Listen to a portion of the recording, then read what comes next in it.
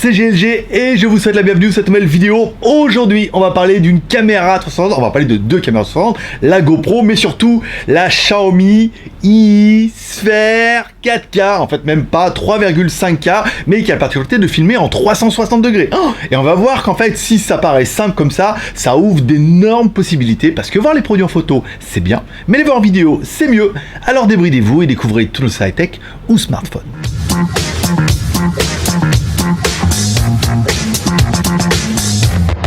Allez, je te le rappelle, tu peux soutenir la voiture HT Geek en allant en bas en mettant un petit pouce en l'air, pour m'encourager. Ça permet de remonter un peu dans Google et puis de voir que vous appréciez un petit peu la vidéo. Si vraiment à la fin tu vois que la vidéo elle était à chier, tu peux y retourner et mettre un pouce en bas. Ça annule le pouce en l'air. Bah oui, c'est un petit peu comme ça. Mais en théorie, il n'y a pas de raison. Aujourd'hui, aujourd'hui, on va parler des caméras 360. Alors c'est vrai que si c'est une norme qui a eu quand même pas mal de mal, comme le VR, bon, le grand public a un peu de mal à s'y retrouver un petit peu dedans et à en voir l'utilité, les caméras 360 devaient répondre un petit peu à ça en apportant une offre à peu de demandes. Et c'est vrai que ça aura du mal à décoller, Samsung n'aura pas bien réussi, Panasonic non plus, ça viendra peut-être de GoPro, qui du coup, comme GoPro s'y est mis, et ben ça va permettre de démocratiser un petit peu le dossier avec leur caméra 360, une caméra fusion, trop bien, trop génial, qui permettra de filmer en 360 degrés, mais pas que. Bon, qu'est-ce qu'elle a de bien leur caméra? Bon, c'est une caméra avec deux lentilles, qui permettra de filmer un petit peu devant et derrière, et après via un assemblage logiciel, d'avoir une vidéo en 360, ça c'est quand même plutôt génial. Un petit écran LCD, c'est pas mal aussi. Un enregistrement en 5K, bah oui, ils se sont dit, vu qu'on va filmer tout, autant enregistrer en 5K, on aura plus de résolution. On aura deux emplacements pour des micro SD, alors que des 32 Go, mais on peut en mettre deux, comme papa, par exemple, et une batterie qui sera amovible. Bon, par contre, le prix, ça pique un peu. Forcément, il vous donne la caméra et un logiciel de montage spécialement étudié pour pouvoir faire du montage en 360 degrés. Ça pique un peu, 729 €. Forcément, c'est du GoPro et tu payes un peu tout.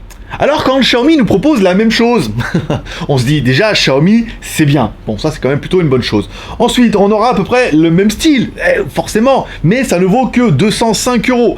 Alors forcément on se dit on aura peut-être un peu moins de qualité, on devra faire des compromis, mais après voir la hauteur des compromis entre 200 € et 700 €.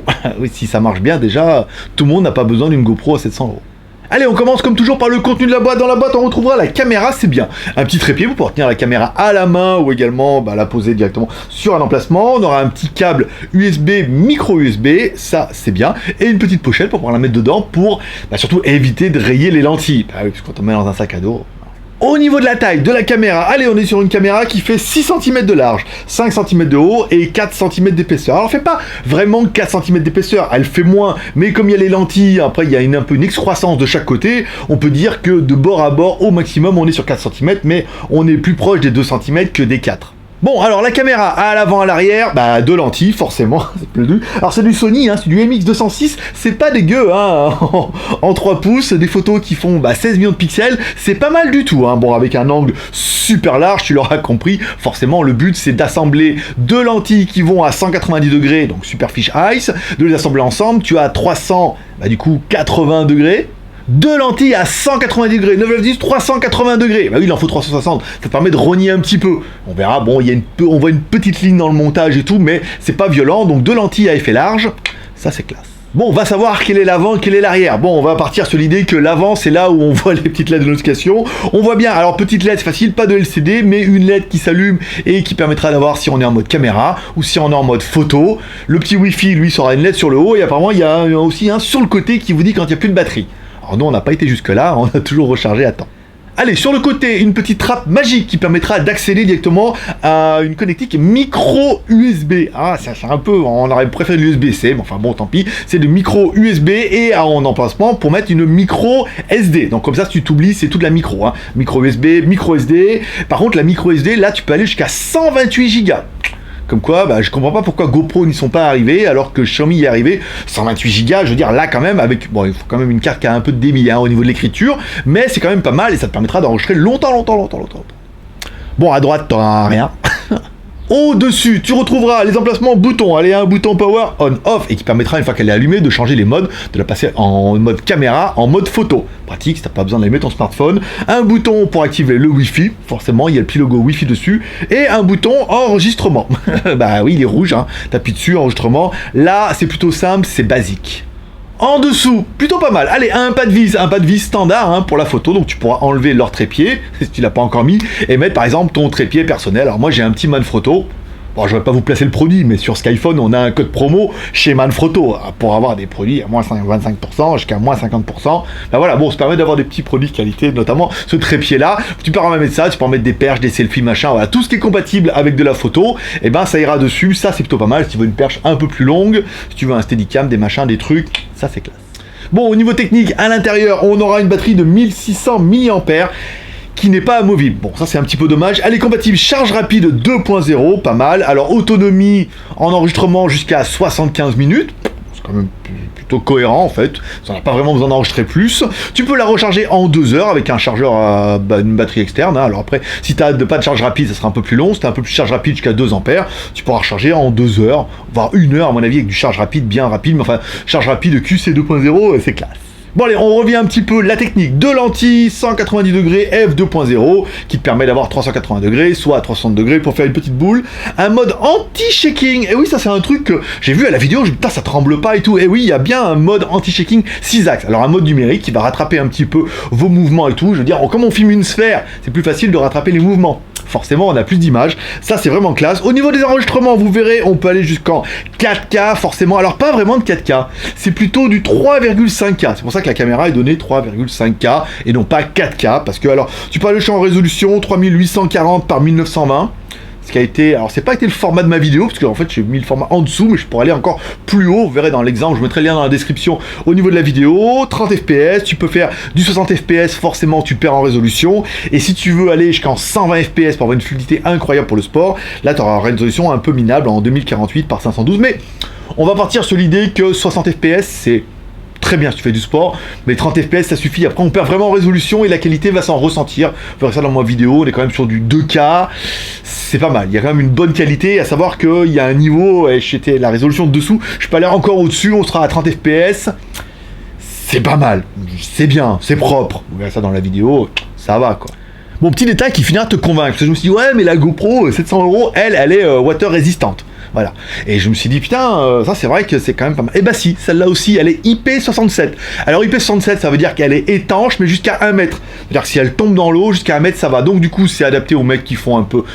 si vous faites du surf, ça va passer. Si vous allez dans la neige, machin comme ça, dans le sable, la poussière, IP67, ça veut dire jusqu'à 1 mètre. Si elle tombe dans l'eau, que tu la ressors, à mon avis, il n'y a pas de problème. Jusqu'à 1 mètre, ça va. Faire de la plongée sous-marine, je pense pas qu'il puisse déconner avec ça. C'est un bon moyen de la noyer, même si ça a l'air plutôt étanche. Bon, on va dire, ça tombe dans l'eau, il pleut, machin, il n'y aura pas de problème. Donc elle est IP67, donc on se dit, ah quand même, elle est pas... Il y a des trucs en moins par rapport à la GoPro, mais pour l'instant, ça s'annonce pas mal. Bon, pour avoir un aperçu de tout ça, il faudra passer bien évidemment par l'application de votre smartphone. Pas super compliqué, hein. Tu allumes le bouton Wi-Fi, tu recherches les réseaux Wi-Fi, nanana, le code c'est 1, 2, 3, 4, 5, 6, 7, 8, c'est marqué sur le manuel, bon, plutôt facile. Ensuite tu retournes sur l'application, elle la voit, tu cliques dessus, badaboum, c'est parti. Tu pourras faire des vidéos directement en shoot, en timelapse ou alors en slow motion, bien évidemment en 120 fps. Faire un petit peu du slow motion, mais on va perdre en résolution, on l'a expliqué. Tu vas pouvoir faire également des photos, et des photos en 360. Ça c'est quand même plutôt classe.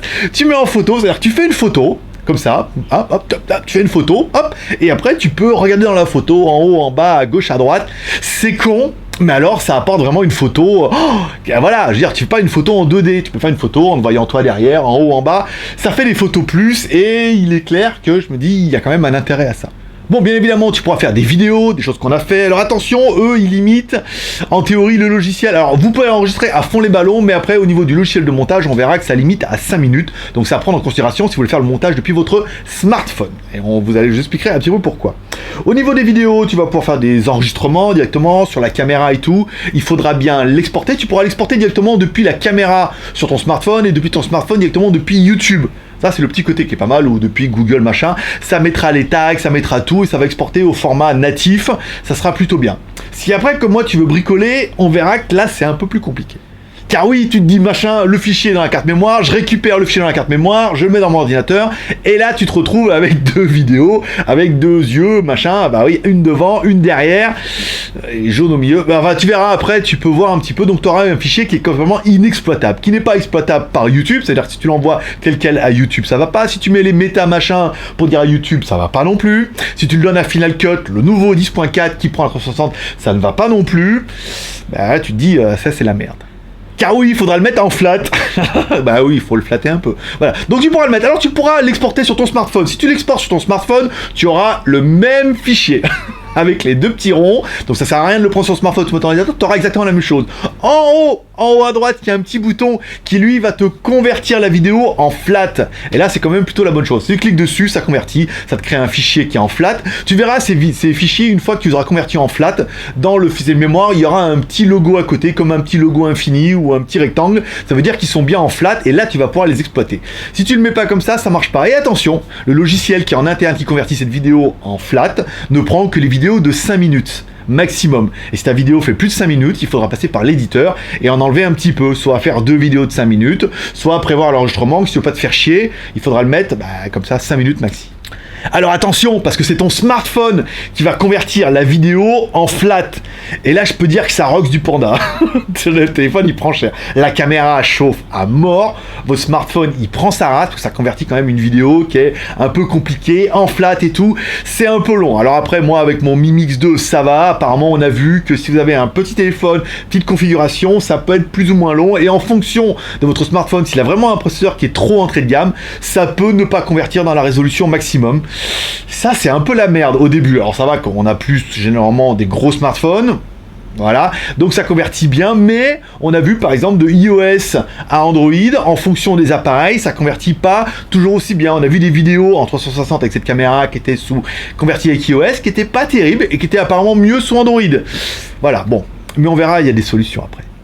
Bon, au pire, une fois que ça convertit cette vidéo, machin, t'as exporté, t'as un fichier sur ton smartphone, tu l'envoies sur YouTube, en théorie, ça marche automatiquement. Si tu le mets sur ton PC, tu peux également mettre les méta-infos, c'est un truc spécialement de YouTube, c'est un logiciel, hein. Tu mets ta vidéo, ça crée des méta, en fait, dans les tags, qui permet de l'envoyer à YouTube, qui dit vraiment à YouTube que c'est une vidéo en 360, comme ça, lui, il la convertit, quand il voit la vidéo, il la voit pas, s'il la voit pas automatiquement, il se dit, ah, toujours 360, il voit les méta, ça le met, bon, c'est ce que j'ai fait moi pour la vidéo, hein. Je l'ai converti directement en flat, je l'ai mis sur mon ordinateur, j'ai ajouté les méta parce que 1,5 Go est uploadé pour rien, ça me faisait bien fait chier. J'ai mis les méta à YouTube, machin, je mettrai le lien dans la description. On envoie sur YouTube, ça fonctionne, c'est génial. Bon, si jamais tu vas aller plus loin, tu pourras retoucher un petit peu l'application avec ton smartphone via l'application qui est dedans, l'application Sphère que tu télécharges. Alors là, tu auras le possibilité de quoi? Alors tu auras possibilité de la couper la vidéo si elle est trop longue, machin et tout, ou couper les morceaux. Par exemple, tu auras possibilité de mettre des filtres de couleurs, ça peut être plutôt sympa. Tu pourras changer un petit peu le mode. Ça peut être pas mal si tu veux le mettre en mode sphère, plat. Alors après, est-ce que le logiciel va te permettre de la couper, de mettre certains modes pour alterner un petit peu? Apparemment oui, mais alors c'est la merde, hein, sur smartphone avec le vumètre et tout. J'ai essayé un peu, c'est un peu compliqué, c'est pas super pratique. Ça permet de bricoler un petit peu, d'essayer de jouer, de faire un peu... Voilà, tu peux vraiment couper la vidéo en deux ou mettre des petites séquences en mode sphère et tout, en sauvant ça. Bon, allez, tant bien que mal, ça permet de jouer un petit peu, mais c'est pas génial. Bon, le truc pas mal, c'est que Final Cut, alors la version 10.4, comme quoi j'ai bien fait d'acheter la licence l'année dernière en disant, bah oui, si tu veux faire la mise à jour. Alors, si vous voulez faire la mise à jour sur votre Final Cut de 10.3 à 10.4, moi ça ne marchait pas du tout. J'avais beau cliquer sur mise à jour, ça ramait et tout. Alors, est-ce que c'est le fait que je sois en Thaïlande, machin? Je ne sais pas. Donc, du coup, j'ai désinstallé Final Cut. Vous prenez le fichier Final Cut, juste le fichier Final Cut, hein. Vous prenez le fichier dans vos applications sur Mac, pour l'application, vous mettez dans la poubelle, vous videz la poubelle, il n'y a plus de Final Cut. Quand vous retournez sur l'App Store, vous dites, mais vous êtes dans vos achats, là, si vous l'avez acheté bien évidemment, sinon c'est la merde.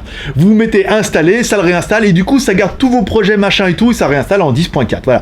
À savoir que Final Cut 10.4 permet le traitement des vidéos en 360 en y ajoutant du texte en 360 qui va rester un petit peu dedans et en permettant le truc qui va certainement révolutionner un peu le dossier, c'est-à-dire soit de faire votre vidéo comme ça et de rajouter des machins, de faire des cuts, rajouter de la musique avec une vidéo 360, soit la possibilité, et là c'est le plus intéressant, c'est d'intégrer des plans 360 dans une vidéo avec des plans 2D. Alors le nom scientifique c'est projet rectiligne, parce que j'ai pas eu le temps de lire ma fiche. T'as un projet rectiligne en 2D que tu filmes avec ta caméra normale, c'est bien. Tu dis dedans, je vais mettre des plans, avec la 360. Alors tu pourras pas zoomer comme ça, mais tu dis dans ta caméra 360, elle filme partout. C'est-à-dire sur ton plan rectiligne, tu vas choisir sur cette caméra, tiens, à un moment, je vais rajouter le plan où je me filme moi. À un moment, je vais rajouter le plan où elle filme devant. À un moment, je vais rajouter le plan où elle filme les arbres. Et du coup, ça permet pas mal de possibilités, parce que tu vas faire ton enregistrement avec ta caméra 360, t'auras tout le plan, comme on aura vu avec le Bouddha, par exemple.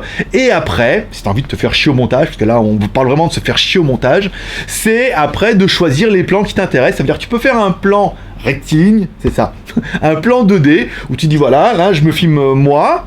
Après, hop, tu coupes, tu mets le plan où on filme derrière, hop, tu coupes, tu mets le plan, oh, un avion, hop, tu mets le plan où on voit l'avion, oh, un extraterrestre, hop, tu mets le plan, t'es sûr de pouvoir tout voir, et après au montage de choisir les plans.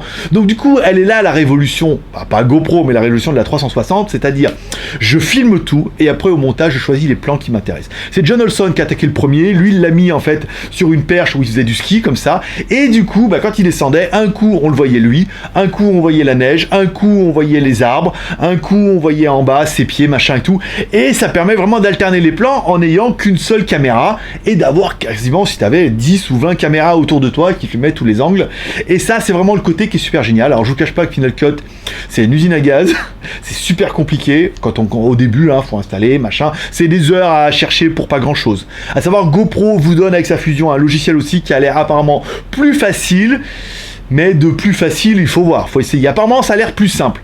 Mais le logiciel, vraiment, la Final Cut, je veux dire, je suis pas un spécialiste du tout, je suis un peu autodidacte, j'essaie d'apprendre. Alors, il me faut 5 heures pour apprendre un truc de merde.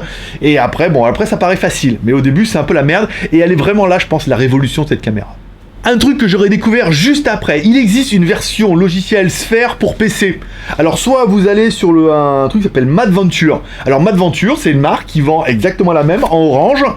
300 $, bon, qu'elle vaut 200, 160 €, machin et tout, bon, c'est normal, je veux dire, ils l'ont rebadgé à leur marque, ils ont mis du logo, ils ont rajouté une petite perche télescopique à 3 €, c'est normal qu'ils la vendent plus cher. Par contre, ils proposent un logiciel qui s'appelle un logiciel de conversion qui existe aussi également pour Sphere. Je vous mettrai les liens dans la description. On peut trouver Sphere pour ça ou Madventure, c'est exactement le même logiciel. Il n'y a que le logo qui change. Ça va vous permettre quoi? Eh ben rien. Ça va vous permettre de récupérer vos fichiers avec les deux petits ronds et de les convertir en fichiers plats. Ce qui du coup est intéressant parce que du coup, si tu fais une vidéo qui fait 10 minutes, là c'est la merde, et ben tu la mets dans ce logiciel là et du coup c'est votre ordinateur qui va convertir, parce que là vous avez besoin quand même d'une bonne carte graphique, parce que je vous raconte pas, ça turbine un petit peu, Vous allez convertir votre fichier avec les deux petits ronds dans un fichier plat. En théorie le fichier plat il est prêt pour YouTube. Au pire, vous pouvez mettre les méta, je vous mettrai les dans la description, vous téléchargez un petit logiciel, c'est spécialement YouTube, ça rajoute, ça prend 30 secondes, je veux dire, tu mets le fichier, hop, ça rajoute les méta dans le code, machin et tout, pour dire à YouTube, c'est vachement simple, et là, ça permettra peut-être du coup de faire des vidéos qui sont de 10-20 minutes, mais juste des vidéos 360, ça veut dire soit ton auditeur ou ton membre, il regarde juste que tu filmes un petit peu comme ça, comme moi j'ai fait, où tu changes pas les plans, s'il veut s'amuser, il peut regarder également en 360, il peut regarder devant, derrière, tu auras vraiment une vidéo 360, tu pourras pas mixer les plans, là il faudra le faire soit avec Final Cut, soit avec le logiciel Sphere, mais apparemment le logiciel de GoPro ne fonctionne pas parce qu'il faut le relier à la caméra, c'est la merde. Est-ce qu'il existe des autres logiciels? Tiens, je sais que vous savez tout, je sais qu'Omido avait fait des machins comme ça et tout. Est-ce qu'il existe d'autres logiciels? Je sais qu'il existe apparemment Panorama 360 machin. Si vous connaissez des noms de logiciels qui traitent des vidéos en 360 gratuit, on est d'accord. Mettez-moi dans la description, éventuellement je les essaierai et je vous en parlerai plus tard. Parce que je trouve que cette caméra a vraiment un gros potentiel. Bon, point positif de l'animal. Allez, j'aurais bien aimé le format. Le format qui filme 360, c'est vraiment génial. Une fois que tu auras compris que tu peux te filmer toi, avec la possibilité de donner aux gens plus que ça, soit après, en post-production, de choisir tes plans, machin. Moi, je trouve ça génial. Je la trouve plutôt quali. En fait, elle a un contour en métal, ce que j'ai oublié de dire au début. L'avant, l'arrière, contour en métal, elle est très quali. Elle est pas super lourde, mais on sent qu'on a un truc quali. Ça, c'est quand même pas mal. Le son est pas mal. Alors attention, le son est bien. Dans la vidéo, vous verrez ça. Même avec le vent. J'ai pas trouvé ça dégueu, je trouvais ça moins dégueu qu'avec mon micro-canon qui avait pas de chat mort. Oui, j'ai perdu le chat mort, pourtant il est mort, il devrait être quelque part. C'est l'espèce de moumoute qu'on met sur les micros. Alors j'en ai commandé une autre, ça coûte 20 € en rod chez Amazon. Je la recevrai en France, ça permettra d'alterner un petit peu de ça. Donc le son est bien. Alors attention, si vous mettez une perche télescopique, vous mettez la caméra super loin, le son walou, je veux dire la caméra elle est bien quand tu filmes toi, c'est quand même plutôt pas mal. Les possibilités de la caméra et le fait qu'elle soit quand même IP67. Voilà, merde, c'est quand même le petit détail qui fait vraiment la différence. Elle tombe dans l'eau, dans la neige, le sable et tout, tu sais que ta caméra va résister, elle est vraiment anti-choc pour ça. Au niveau des points négatifs, allez, niveau des points négatifs, j'ai noté quoi? Pas de possibilité de mettre un micro externe. Ah, c'est un peu dommage. Un petit micro cravate et tout, ça va peut-être pas mal pour mettre la caméra un peu loin. Bon, c'est pas mal. Attention, la caméra chauffe sa mère. Elle chauffe sa mère grave. Quand vous allez l'utiliser, vous allez voir, le métal va devenir super chaud. Pas vous brûler, mais pas loin, c'est quand même très très chaud. Alors quand vous faites de la conversion, quand vous mettez de la caméra au smartphone, pareil, putain, elle monte en température, c'est très chaud. Alors je vous dis, on ne fait pas vous brûler machin, on n'est pas à l'incendie machin, mais c'est très chaud. Voilà, il faut le prendre en considération.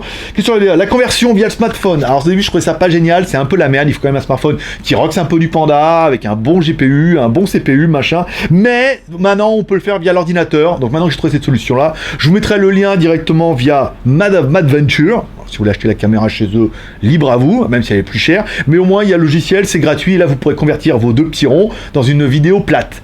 Par exemple, pas d'écran LCD, contrairement à la GoPro, qui a un petit écran LCD pour la batterie. Ouais, ça aurait été un petit plus, c'est pas indispensable. Bah, 700 € pour l'écran LCD, ça pique un peu. Mais voilà, c'est pas indispensable. La batterie qui n'est pas externe, et qui n'est pas amovible. Bon, ça non plus, c'est pas ouf. Le montage via l'application, si vous voulez monter un peu, changer les plans et tout, il faudra passer par l'application du smartphone, c'est un peu la merde. Est-ce que ça peut être mieux via une tablette? C'est vrai que si vous avez une tablette sous Android, un peu plus grande, ça peut être un peu plus sympa pour le montage. On aura une timeline qui sera quand même un peu plus large, vous pourrez monter, faire des cuts, changer les plans dans les cuts et tout, ça peut être sympa, mais l'application elle-même, vu qu'elle n'existe pas sur PC, c'est un petit peu la merde. Et Final Cut, c'est un peu compliqué. Alors déjà, Final Cut, il faut l'acheter. Si vous n'en avez pas besoin, ça vaut quand même 360 €. Ou alors, il faut le craquer, mais alors il faut craquer la version 10.4.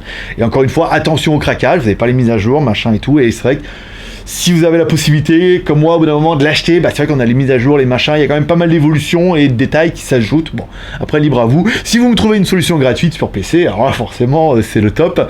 Bah, j'attends vos commentaires. Bon, parlons un peu du prix pour finir un peu tout ça. La caméra 360 vaut 218 €. Actuellement, nous est envoyée par Gearbest. Il y a 8 mois au moins, vaut 218 €. Sur Skyphone, on arrive régulièrement à avoir des codes promo. La moyenne, 160 €. On demandera un code promo, alors savoir qu'il s'en vend pas beaucoup. Les gens ont du mal à trouver l'utilité de tout ça. Et je les comprends, j'ai eu du mal à sortir de la boîte aussi avant de voir ces vidéos en me disant ah ouais mais en fait on peut faire les plans machin, il y a pas mal d'opportunités et d'évolutions qui sont possibles notamment via mes vlogs. Je rappelle les vlogs en Thaïlande, vous trouverez le lien en haut du WTS que j'ai fait au Bouddha en 2D et le Bouddha en 360. Et vous allez voir que la différence c'est agréable. Donc du coup, on pourrait se dire 160 €, ça peut être pas mal. Je demanderai à Gearbest un code promo, on le mettra à jour sur Skyphone et tout, ça vous intéresse. 160 €, si vraiment vous voulez absolument du GoPro. Voilà, l'intérêt c'est vraiment d'arriver, là on est sur du 3,5K, la GoPro on est sur du 5K. Voilà, on va dire que la différence elle est un petit peu là. Le logiciel GoPro du coup est un peu plus complet, on se rend bien compte que d'après les vidéos qu'on a vues, d'après toutes les vidéos de Mythoman et les vidéos de GoPro qu'on a vues, il n'y a pas de ligne. Alors que nous, sur la vidéo 360, vous regarderez sur la mienne, il y a un endroit où on voit une petite ligne, il y a une différence de couleur entre la caméra avant et la caméra arrière. Parce que forcément, si on est en plein soleil, l'ouverture va pas être la même à l'avant qu'à l'arrière. Donc on voit une petite ligne de démarcation qui est plutôt une ligne en différence de couleur en fait. Hein. Mais on voit plutôt pas mal. Et on voit un petit peu l'angle avec mon Steadicam qui était peut-être un peu trop large. On voit un petit peu l'angle de la caméra en bas, c'est-à-dire que normalement la perche doit disparaître. Tout. Enfin, c'est vraiment du détail. Je veux dire, si vous êtes à fond dans le détail, j'ai un truc à 720 € pour vous. Si vous êtes un peu moins dans le détail comme moi et vous dites bah j'en ai un à 200 €, c'est quand même plutôt pas mal. Allez, c'est tout pour aujourd'hui. Comme toujours, share, commentaire, pouce en l'air, share, tu peux regarder sur les réseaux sociaux. Je connais des gens qui aiment bien la vidéo, les caméras. Ils disent, attends, regarde, il y a la vidéo de la 360 Xiaomi et tout. C'est pas dégueu. Et en fait, maintenant, via l'ouverture, Final Cut, machin, et peut-être le logiciel que vous allez me trouver, il y a des possibilités qui sont pas inintéressantes. Au moins à essayer. Après, on verra dans les vlogs, c'est un peu à ça que ça va servir. Vous pouvez mettre un commentaire en me disant en bas ce que vous pensez de cette caméra, si vous connaissez un logiciel gratuit, si vous connaissez d'autres caméras 360 qui sont carrément mieux que ça et moins cher. Ça m'étonnerait, hein, dans ce style-là. Apparemment, celle-là démonte complet la Samsung, qui était quand même pas géniale au niveau de la résolution. La GoPro est mieux, forcément, meilleure résolution, meilleure quali, machin. C'est GoPro, mais c'est 750 €. Donc là, 200 €, voire 160 € en free shipping. Bah voilà quoi, ça mérite quand même un petit commentaire et tu peux me soutenir et m'encourager en mettant un petit pouce en l'air. Je pense que tu auras bien aimé cette vidéo, même parce que j'ai parlé beaucoup, j'ai pas mal de choses à vous expliquer. Arrêtez de me dire en commentaire que je parle trop vite, que vous avez du mal à comprendre. Si vous n'arrivez pas à comprendre parce que je parle trop vite, si vous n'arrivez pas à comprendre, c'est que vous avez le cerveau trop lent. C'est tout. Allez, c'est tout pour aujourd'hui, cette semaine. Je vous rappelle, normalement, en théorie, je suis en vacances. Je vous retrouverai mercredi une vidéo WTS. Vous trouverez à la fin une petite vignette et un bouton pour vous abonner sur ma chaîne de découverte en Thaïlande. On visite des temples, des bouddhas, des machins, des trucs. Je vais en faire un petit peu en France. Bon, il y a des châteaux avec des douves et tout. Ça peut être plutôt sympa. Abonnez-vous à WTS, même si vous ne regardez pas la chaîne. Au moins, abonnez-vous. Moi, ça me fera plaisir. Ça fait monter le nombre d'abonnés. C'est toujours classe. Allez, paix prospérité. Rendez-vous mercredi pour WTS. Rendez-vous samedi. Paix prospérité. Bonne journée. Bye bye.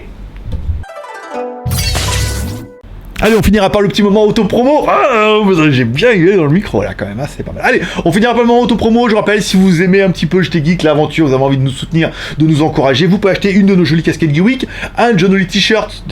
J'ai dit ça, un de nos jolis t-shirts sur jtgeek.com/shop. Au pire, tu vas sur jtgeek.com, jtgeek.com, quand même bien là. Tu cliques directement sur shop, tu pourras trouver tous nos t-shirts. Alors ceux-là, on les avait pas parce qu'on les avait fait par un autre, nanana, mais il a arrêté. Voilà, ok. Donc tu pourras trouver par exemple t-shirt Geek et tu peux devenir Geek Plus. Alors Geek Plus, c'est 1 € par mois.